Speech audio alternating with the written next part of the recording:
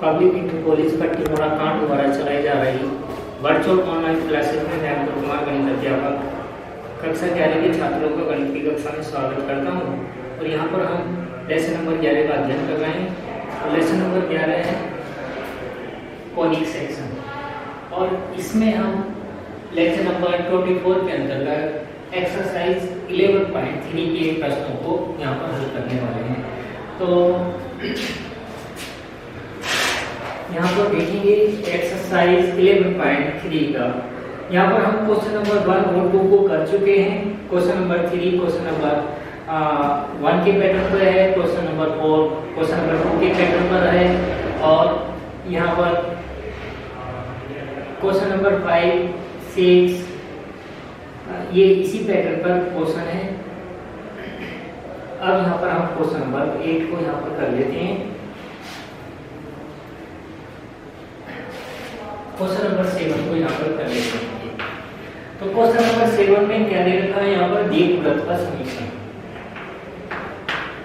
दीर्घवृत्त का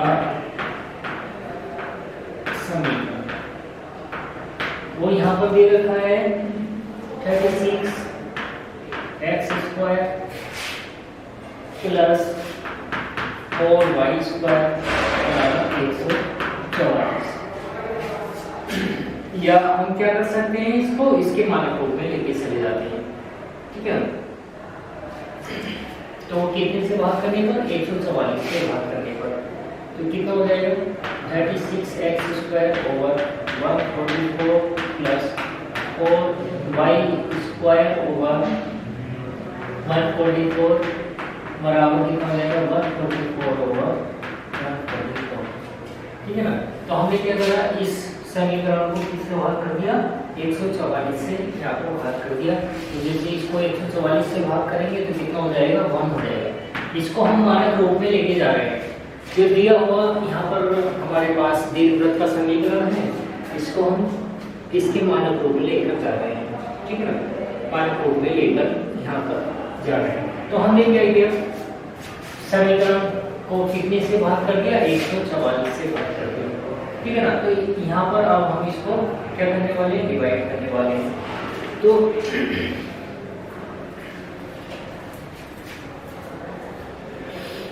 तो कितनी बार चला जाएगा ये, यहाँ पर कितना हो गया 624, 4 बार यहाँ पर चला जाएगा। ठीक है ना। तो ये कितना हो गया, ये यहाँ पर 4 बार चला गया, और यहाँ पर इसको देखें तो कितना हो जाएगा, 4 3 बार है 36 बराबर। तो 30 इंप्लाइज कितना हो गया यहाँ पर, x square over 4 plus y square over 36 बराबर कितना हो गया 1। ठीक है ना, ये आ गया, हमने इसको नाम दे दिया 1। ये इसका यहाँ पर हमें मानक रूप प्राप्त हो गया है। कौन सा रूप प्राप्त हो गया है, यहाँ पर मानक रूप प्राप्त हो गया है। इस इसे दीर्घवृत्त के समीकरण जो दिया था, यहाँ पर क्या दिया था, 36x square plus 4y square बराबर 144। ठीक है, और इसके मानक रूप में जैसे हमने यहाँ पर इसको परिवर्तित किया तो वो आ गया यहाँ पर x square over 4 plus y square over 36 equal आ गया। अब यहाँ पर हमें क्या निकालना है, हमें यहाँ पर दीर्घवृत्त की नाभि, दीर्घवृत्त एक की नाभियों के निर्देशांक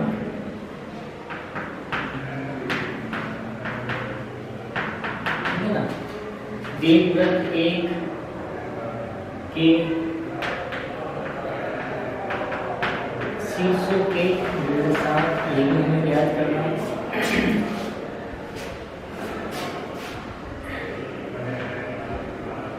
ठीक है ना। दीर्घ अक्ष की लंबाई ये हमें ज्ञात करना है। लघु अक्ष की लंबाई ये हमको ज्ञात करना है। उत्कीर्णता ये हमें ज्ञात करना है। ठीक है, और साथ में क्या ज्ञात करना, नाभिलंब जीवा की लंबाई, नाभिलंब जीवा की लंबाई, ये भी हमको ज्ञात करना है। अब लिखेंगे चूंकि दीर्घवृत्त एक में y²/36 का हर x²/4 के हर से क्या है, बड़ा है, इसलिए दीर्घवृत्त एक की नाभियां कौन से अक्ष पर आ गई, y अक्ष पर।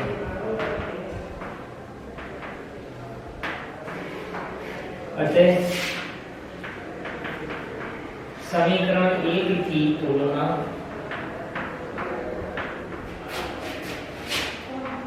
x²/b² + y² = 1 से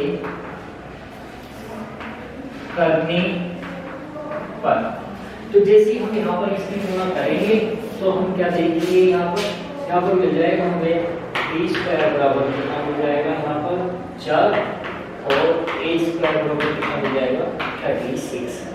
तो यहाँ से क्या मिल जाएगा, b बराबर कितना मिल जाएगा 2 और यहाँ पर a बराबर मिल जाएगा 36 हो जाएगा। ठीक है ना, a आ गया हमारे पास, b आ गया, तो यहाँ पर अब हम क्या निकालने वाले हैं, c की वैल्यू निकालने वाले हैं। अब देखिए क्योंकि c² बराबर कितना होता है, a² - b² इसलिए c² बराबर कितना हो जाएगा, a² अर्थात कितना 36 - 4 बराबर कितना हो गया, 32 हो गया। तो c की वैल्यू कितनी आ गई, √32।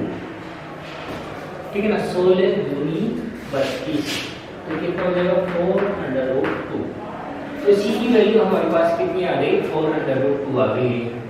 a b c हमारे पास आ गए। a क्या हो जाता है, अर्ध दीर्घाक्ष, b क्या हो जाता है, अर्ध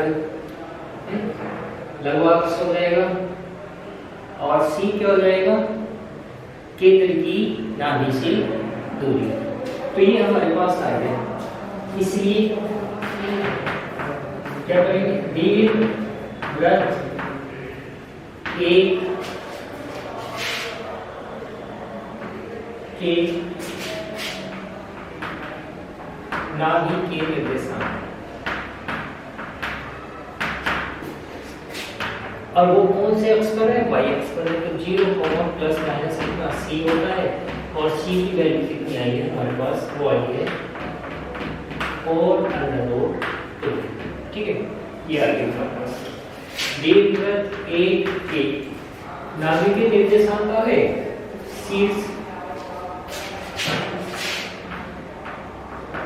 शीर्षों के निर्देशांक, और कितने हो जाएंगे, शीर्ष भी कौन से अक्ष पर पहुंच जाएंगे, y अक्ष पर पहुंच जाएंगे, ±1, तो हो जाएगा 0, ± a की वैल्यू यहाँ पर है 6। ठीक है ना, ये आ जाएगा। फिर दीर्घ अक्ष की लंबाई, दीर्घ अक्ष की लंबाई तो क्लियर हुए, और a की वैल्यू है यहाँ पर 6, तो कितना हो जाएगा यहाँ पर 12। लघु अक्ष की लंबाई वो कितनी होती है 2b, तो यहाँ पर कितना हो जाएगा 2 गुना b की वैल्यू है 2, तो कितना हो जाएगा 4। अब यहाँ पर क्या लिखने वाले हैं, दीर्घाक्ष लघु अक्ष उत्केंद्रता, उत्केंद्रता E बराबर कितना होता है, c/a होता है, और c की वैल्यू है यहाँ पर 4√2 और a की वैल्यू है 6, तो कितना हो जाएगा, ये हो जाएगा 2√2/3। ठीक है, उत्केंद्रता हो गई। नाभिलंब जीवा की लंबाई, नाभिलंब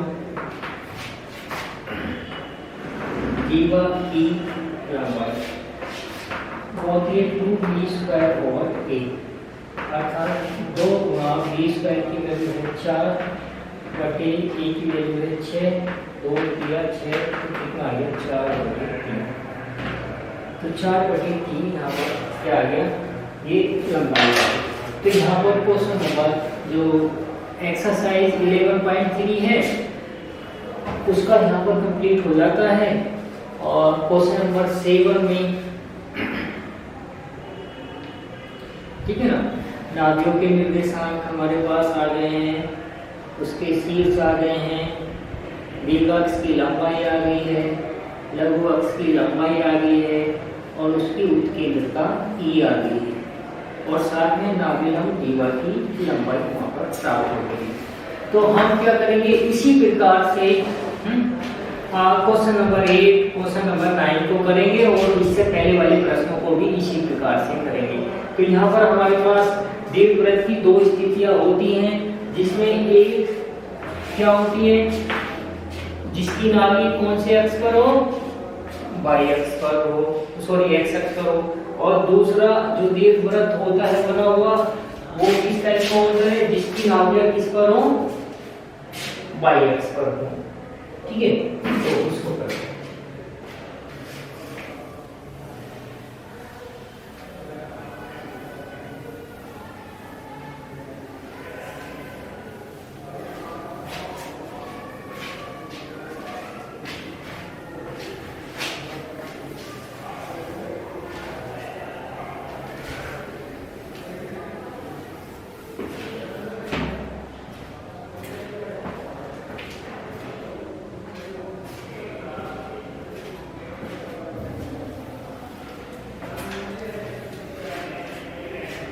अब यहाँ पर हम करने वाले हैं इसके नेक्स्ट क्वेश्चन को।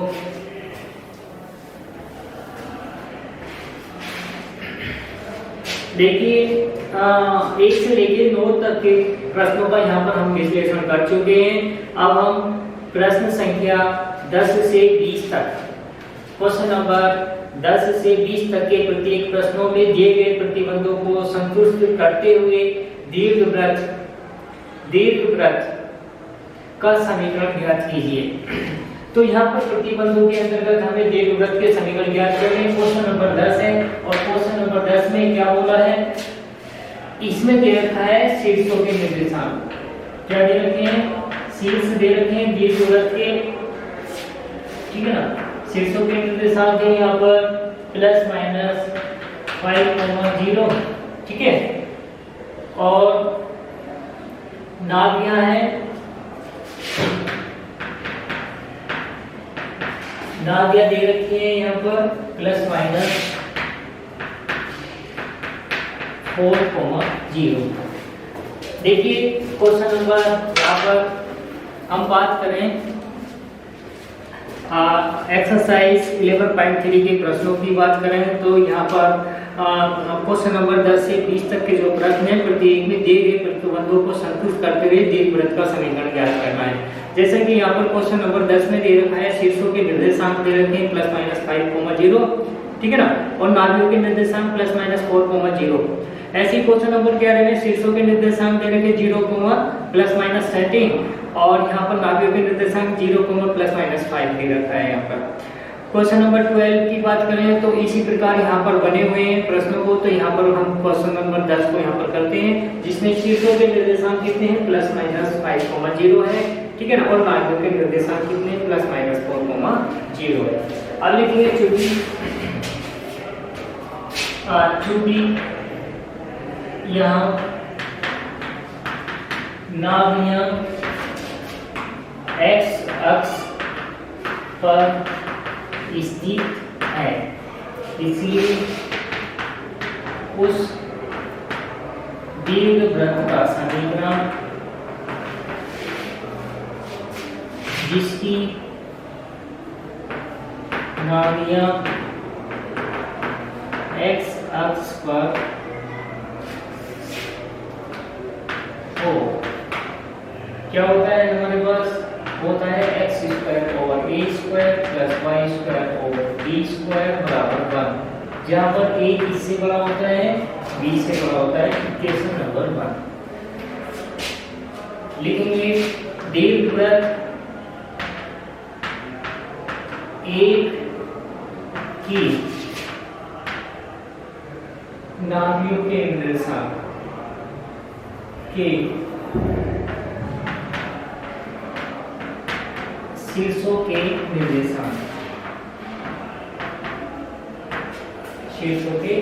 निर्देशांक वो कितना होता है हमारे पास? वो होता है प्लस माइनस 1,0, इसलिए प्लस माइनस 1,0 बराबर हो गया प्लस माइनस 5,0 और दिस इंप्लाइज यहाँ पर a की वैल्यू कितनी मिल गई हमें? 5। कितनी मिल गई? a की वैल्यू 5 मिल गई। ठीक है, नाभियां हो गई हमारे पास। अब लिखेंगे चूंकि, ठीक है ना, चूंकि दीर्घ वृत्त एक की नाभियों के निर्देशांक वो है प्लस माइनस c,0, इसलिए प्लस माइनस c,0 बराबर कितना हो जाएगा? Plus minus 4,0। तो यहाँ से क्या मिल गया? यहाँ से मिल गया c बराबर मिल गया 4। a की भी वैल्यू मिल गई और c की भी वैल्यू मिल गई। देखेंगे चूंकि c स्क्वायर बराबर क्या होता है? a square minus b square होता है, इसलिए c की वैल्यू है 4 का स्क्वायर बराबर a की वैल्यू 5 का स्क्वायर बराबर 5 का स्क्वायर माइनस b स्क्वायर। यहाँ पर दिस इंप्लाइज b स्क्वायर बराबर हो जाएगा 25 माइनस 400 हो जाएगा 16। तो b स्क्वायर बराबर कितना हो गया? 4 और 5 9, ठीक है ना। दिस इंप्लाइज, तो दिस इंप्लाइज b स्क्वायर की तो वैल्यू मिल गई हमारे पास, a की 5 है, तो दिस इंप्लाइज a स्क्वायर बराबर कितना हो जाएगा? 25। हमारे पास b स्क्वायर आ गया, a स्क्वायर आ गया, तो लिखेंगे यहाँ पर, इसलिए क्या a स्क्वायर, आप क्या करेंगे? a स्क्वायर और b स्क्वायर का मान समीकरण 1 में रखने पर, तो जैसे ही रखेंगे तो ये हो जाएगा x square over a square की वैल्यू कितनी है? 25 प्लस y स्क्वायर ओवर कितना है? y square over b square, ये है 9 बराबर। तो उस दीर्घ वृत्त का समीकरण हमारे पास ये प्राप्त हो जाएगा, ठीक है ना, इसका ये। अब दूसरे में बोला है यहाँ पर शीर्षों के निर्देशांक ये दे रखे। क्वेश्चन नंबर 11 की बात करें तो इसमें शीर्ष दे रखे, शीर्षों के निर्देशांक दे रखे यहाँ पर 0 प्लस माइनस 13, ठीक है। तो नाभियां क्या दे रखी? नाभियां वो दे रखी है 0 प्लस माइनस 5, ये हमें दे रखा है। तो अब हम यहाँ पर क्या करने वाले हैं? यहाँ पर हम उस दीर्घ वृत्त का यहाँ पर समीकरण निकालने वाले हैं जिसके शीर्ष 0 प्लस माइनस 13 है, ठीक है, और जिसके, ठीक है ना, जिसकी नाभियों के निर्देशांक 0 प्लस माइनस कितना है? 5।